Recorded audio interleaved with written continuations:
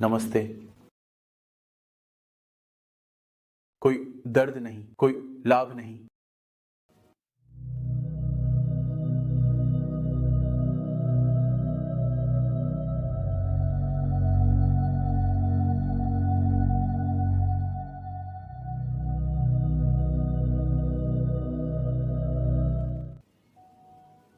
लेकिन लोग लाभ चाहते हैं, फिर भी वे दर्द से गुजरना नहीं चाहते। और यही कारण है कि कई लोग 8वें घर और 12वें घर से डरते हैं। लेकिन वास्तव में यह 8वें घर का स्वामी है, यह 8वां घर है, यह 12वां घर है, यह 12वें घर का स्वामी है, जो एक निश्चित गहराई, एक विशेष समझ लाता है।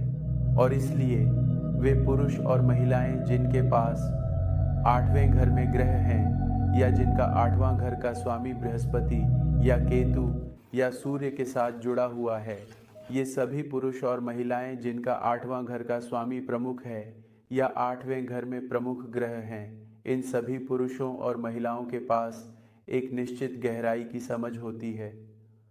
और यह कहा जा सकता है कि वे वास्तव में एक विशेष दृष्टिकोण रखते हैं, विशेष रूप से।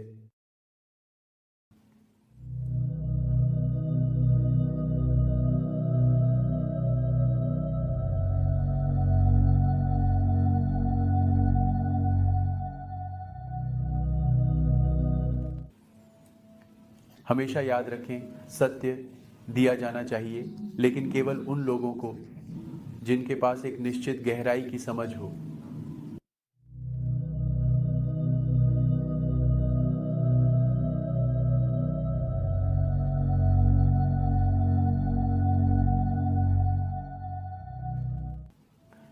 सभी कठिनाइयां, सभी संघर्ष, सभी दर्द, सभी दुख, यही आपको एक परिपक्व और विकसित व्यक्ति बनाता है। अन्यथा जो लोग एक सुखद जीवन, एक आरामदायक जीवन जीते हैं, वे सच्चे अर्थ में कभी बड़े नहीं होते। वे उन 4 दीवारों में रहते हैं और एक औसत, जैसे सामान्यतः बहुत ही निम्न स्तर की जिंदगी जीते रहते हैं। लेकिन एक आदमी या औरत जो कई दुखों, कई चुनौतियों और कई कठिनाइयों का सामना करता है, विकसित होता है। और भी जैसे एक कैटरपिलर एक सुंदर तितली बनता है, उसी तरह एक ऐसा आदमी एक दिन एक सुंदर तितली बन जाता है। और इसलिए कठिनाइयाँ, चुनौतियाँ, बाधाएं, ये सभी चीज़ें आवश्यक बन जाती हैं, क्योंकि यही चीज़ें आपको एक व्यक्ति के रूप में विकसित होने में मदद करती हैं। और इसलिए चाहे आप राहु महादशा से गुजर रहे हों, शनि महादशा से, चाहे आपके पास 8वें घर या 12वें घर से संबंधित समस्याएं हों, ये सभी चीज़ें आवश्यक हैं। भगवान आपको इन दुखों और कठिनाइयों से गुजरने का यह दुर्लभ अवसर दे रहे हैं, ताकि आप विकसित हो सकें।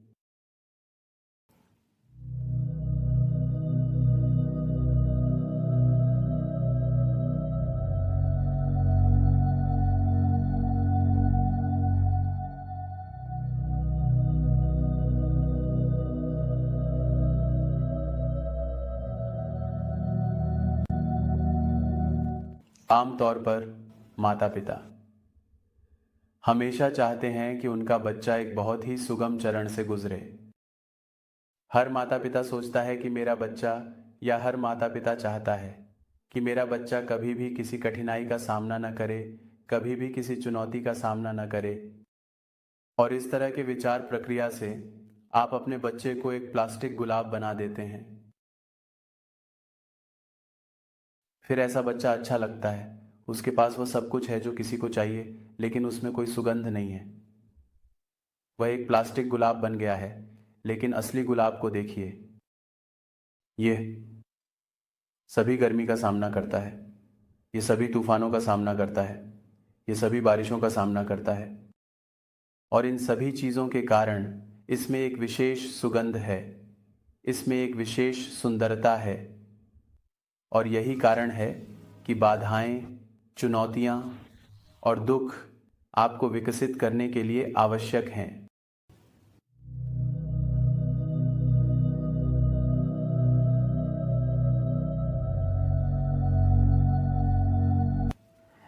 और यहीं 8वां घर और 12वां घर महत्वपूर्ण भूमिका निभाते हैं।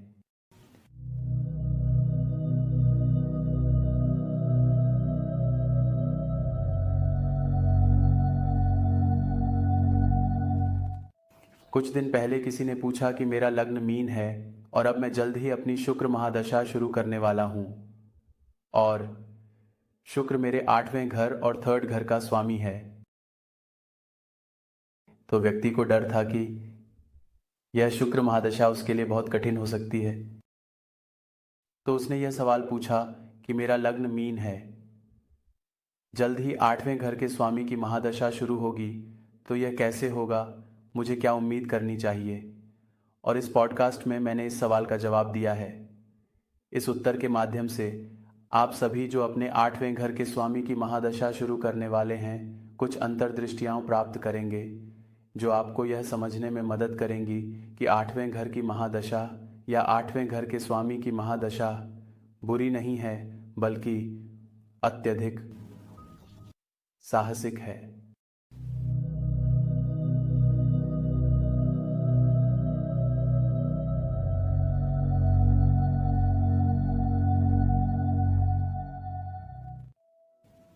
इस नोट पर आइए इस ज्ञानवर्धक पॉडकास्ट की शुरुआत करें।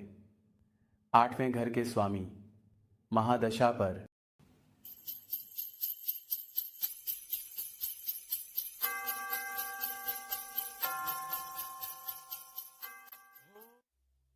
बुरा या अच्छा शुक्र जैसी कोई चीज नहीं है, या कहें कोई भी ग्रह बुरा नहीं है।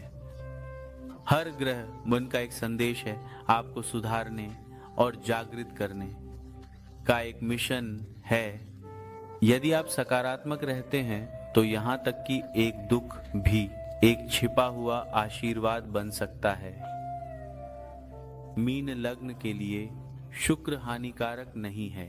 आपको बस महिलाओं का सम्मान करना है और यदि संभव हो तो शुक्रवार को उपवास रखें और देवी लक्ष्मी की श्रद्धा और भक्ति के साथ पूजा करें। हमेशा याद रखें, हमारे जीवन में आने वाला हर व्यक्ति एक भूमिका निभाने के लिए आता है और भूमिका चाहे जो भी हो, यह आपको प्रभावित नहीं कर सकती जब तक आप फेथफुल रहें, जब तक आप प्रेम के मार्ग पर चलते रहें।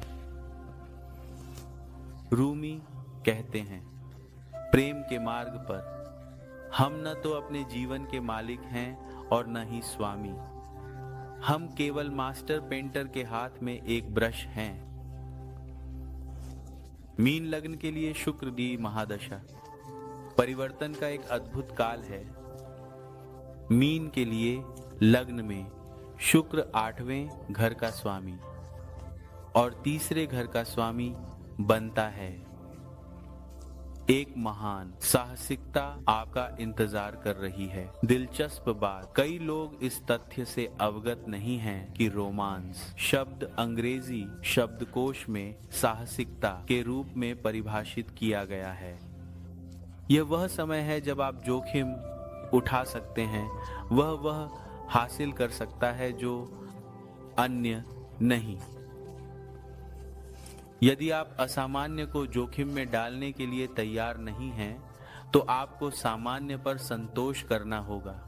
हमेशा इसे याद रखें, जो लोग आरामदायक क्षेत्रों में रहना जारी रखते हैं, वे सच्चे अर्थ में कभी नहीं बढ़ते, क्योंकि असली विकास भीतर का विकास है। एक बार बुद्ध ने एक बहुत बूढ़े आदमी से पूछा, आपकी उम्र क्या है? और बूढ़े आदमी ने कहा, मैं 4 साल का हूं। सम्राट बुद्ध के चरणों में बैठे थे। उन्होंने यह उत्तर सुना और वह चौंक गए। जब बूढ़ा आदमी चला गया तो उसने बुद्ध से पूछा, वह किस तरह का उत्तर था? वह आदमी 80 साल से अधिक का होना चाहिए, और फिर भी उसने कहा कि वह केवल 4 साल का है। कृपया मुझे समझने में मदद करें, हे गुरु। बुद्ध ने कहा, मैंने जानबूझकर उससे पूछा क्योंकि आप पिछले कई घंटों से हर तरह के बेवकूफ़ी भरे सवाल पूछ रहे थे, इसलिए मैंने सोचा क्यों ना आपको असली चीज दूं। एक असली गुरु शेर होता है और बिल्ली नहीं। कौन सम्राट से इस तरह बात करने की हिम्मत करेगा? लेकिन गुरु असली है और असली कभी नहीं डरता। सम्राट ने गुरु के चरणों को छुआ और कहा, कृपया समझाएं। बुद्ध ने कहा, असली उम्र तब होती है जब आप अंदर की ओर मुड़ना शुरू करते हैं, जब आप ध्यान करना शुरू करते हैं, आध्यात्मिकता शुरू होती है। जब बूढ़े आदमी ने कहा, मैं 4 साल का हूँ, तो उसका मतलब था कि उसकी आध्यात्मिक यात्रा केवल 4 साल पहले शुरू हुई है। अब तुम मुझे बताओ, तुम्हारी उम्र क्या है? और सम्राट रोने लगा। उसके पास कोई जवाब नहीं था, क्योंकि उसने अभी तक अपनी आध्यात्मिक खोज शुरू नहीं की थी। उसकी आध्यात्मिक यात्रा, उसने कभी अंदर की ओर नहीं देखा, और यही जीवन का पूरा सार है मेरे साथियों। पुराणों और उपनिषदों में जो कहा जा रहा है, उसके बजाय गुरु यह जानने में अधिक रुचि रखते हैं कि आप अपने अनुभव, अपनी अंतर्दृष्टि, अपनी आत्म साक्षात्कार के आधार पर क्या कह रहे हैं। लेकिन यह एक अजीब दुनिया है। लोग उपनिषदों पर विश्वास करेंगे जिनकी प्रामाणिकता सवाल के घेरे में है। विदेशी आक्रमणों के कारण हुई इतनी तबाहियों को देखते हुए। लेकिन अगर एक आध्यात्मिक गुरु कुछ कहते हैं तो सतही लोग संदेह करेंगे। एक जीवित मानव जो ज्ञान प्राप्त कर चुका है कुछ कह रहा है, लोग उस पर विश्वास नहीं करेंगे। वे शास्त्रों पर विश्वास करते रहेंगे।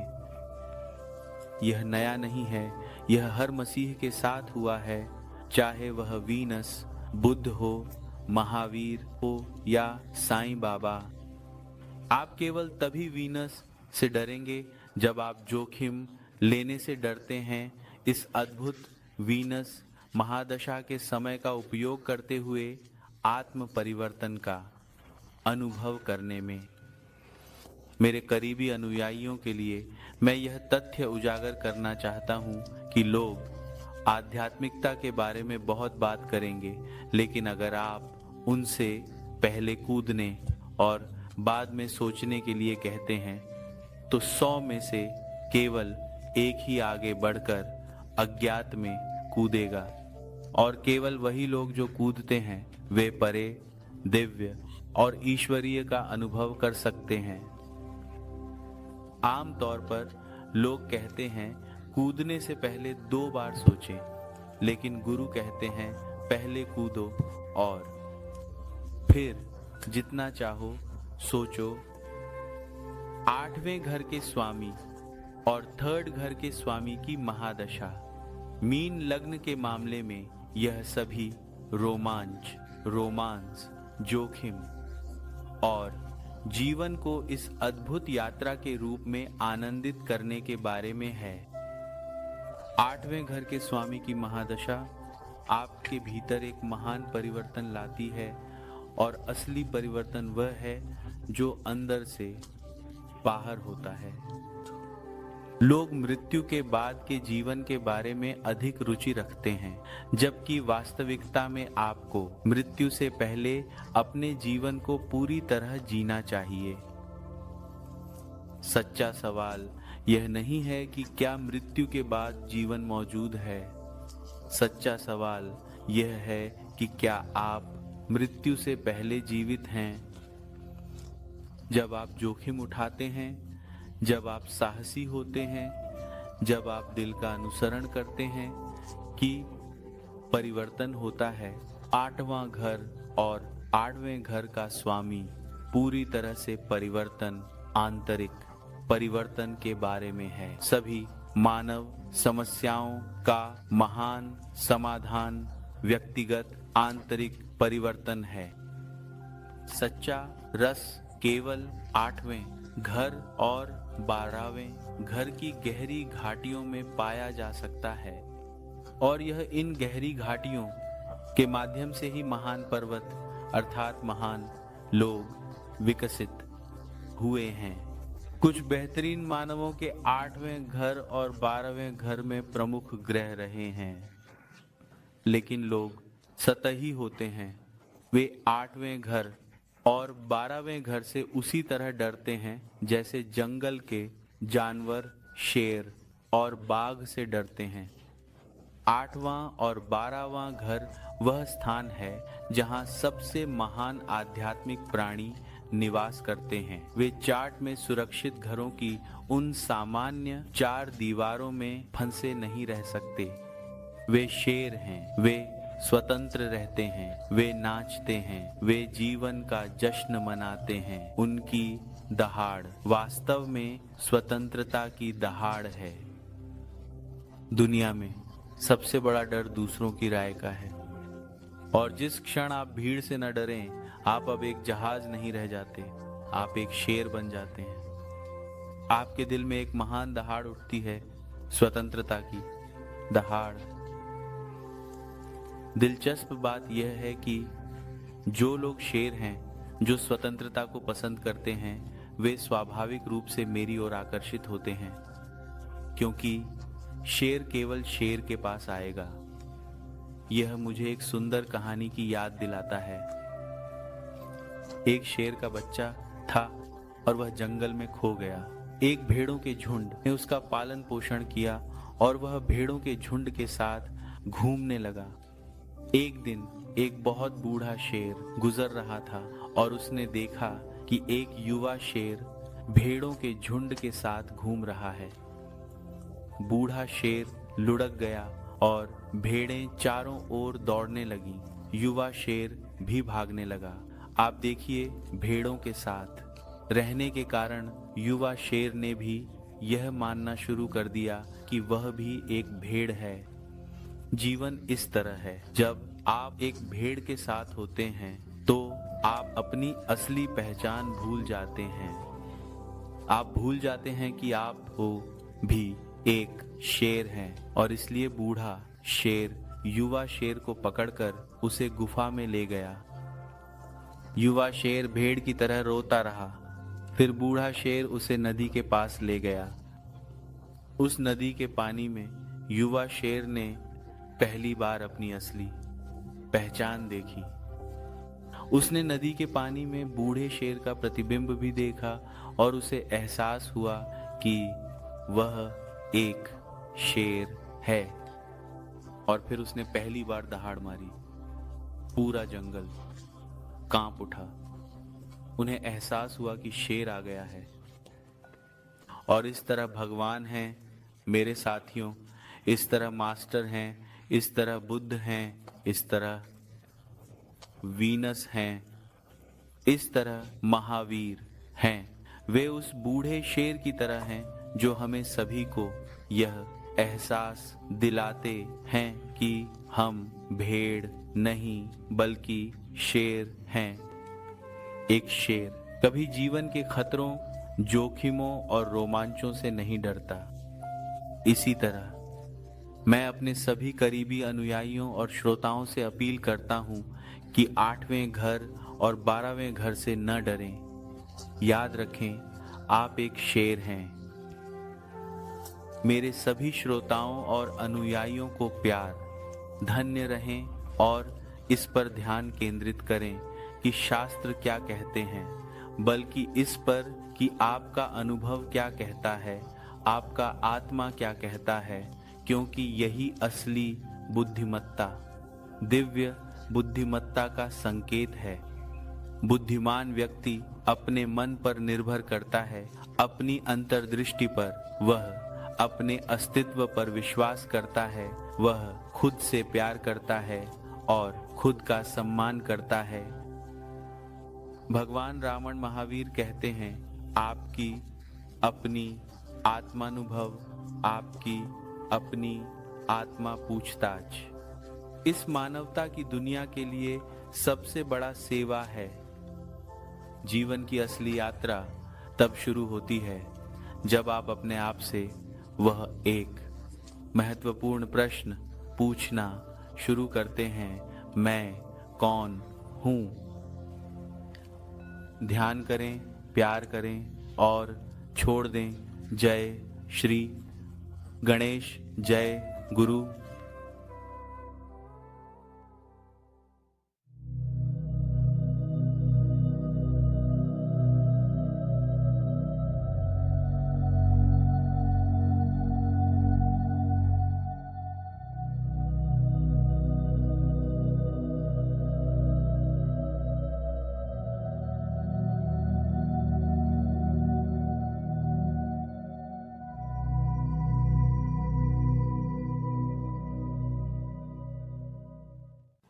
AUM गुमती नमः। AUM गम गणपतये नमः। AUM गम गणपतये नमः।